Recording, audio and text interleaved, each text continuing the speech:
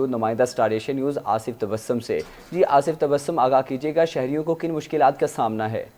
جی بالکل، ایک طرف کرونا وائرس تو دوسری طرف تحصیل انتظامیہ کی ناقص حکمت عملی کی وجہ سے جامپور شہر کچرا کنڈی میں تبدیل ہو چکا ہے۔ حالیہ بارشوں کی وجہ سے جامپور شہر کے اکثر روڈوں پر بارش کا گندا پانی کھڑا ہوا ہے، جو کہ جوڑوں کی شکل اختیار کر چکا ہے۔ میں اس وقت موجود ہوں جامپور کے کلوتا پارک میں۔ یہاں ہمارے ساتھ کچھ شہری موجود ہیں، ہم ان سے پوچھتے ہیں کہ انہیں سیوریج کے گندے پانی کی وجہ سے کن مسائل کا سامنا ہے۔ جی بسم اللہ الرحمن الرحیم۔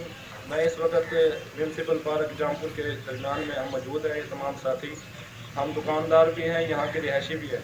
ہمیں مسئلہ یہ ہے کہ ایک تو سیوریج کا پانی ہفتے میں 2-3 مرتبہ نکل آتا ہے، جس کی وجہ سے ہمارے گھروں میں اور ہماری دکانوں میں پانی داخل ہو جاتا ہے، اور جب بارش زیادہ ہو جائے تو وہ زیادہ پانی ہو جاتا ہے۔ تو ہماری اعلیٰ حکام سے اپیل ہے کہ ہمیں بالفور یہ مسئلہ حل کرا کے دیا جائے، جس کی وجہ سے ہمارے بچے، ہمارے بزرگ، ہماری خواتین آرام سے آنا جانا ہو سکے اور ہم اپنا کاروبار کر سکیں۔